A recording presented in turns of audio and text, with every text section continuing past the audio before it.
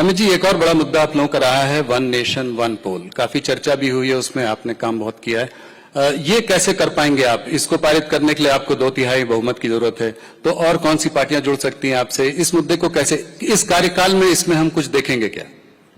देखिए भाई, आप तो ऐसा सवाल कर रहे हो, गांधी जी ने देश को आजाद करने की मांग की तो वो कोई पूछ लेगा उनको कैसे करोगे भाई, अंग्रेजों का राज है। ऐसा है भाई, हम हमारा मुद्दा लेकर जनता के सामने गए हैं, हम जनता के बीच में कार्यक्रम कर कर भी जा रहे हैं। 2-3 साल होते होते माहौल ऐसा होगा कि कोई party one nation one election का विरोध नहीं कर पाएगी, क्योंकि ये देश के भले में है।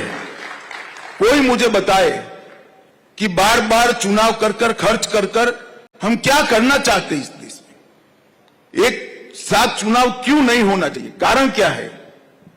ये कहते हैं संविधान सम्मत नहीं, कोई आर्गुमेंट नहीं करता, एक वाक्य लिख कर दे दिया है, बोले रखते हैं संविधान सम्मत नहीं। कैसे संविधान सम्मत नहीं? और नहीं है तो आपने 3 चुनाव कैसे कराए? जी, कांग्रेस पार्टी ने जब तक सरकारें तोड़ने की शुरुआत नहीं करी, उनकी सरकारें आती थी, तब तक तो सभी चुनाव एक साथ करे, और 2-3 राज्य 4 राज्य नए बन गए, इसके चुनाव आगे पीछे हो गए। तो वो एक साथ करने के लिए असेंबलियां डिसॉल्व कर दी कांग्रेस ने। वही कांग्रेस पार्टी ये कह रही है कि लोकतंत्र के विरोधी है।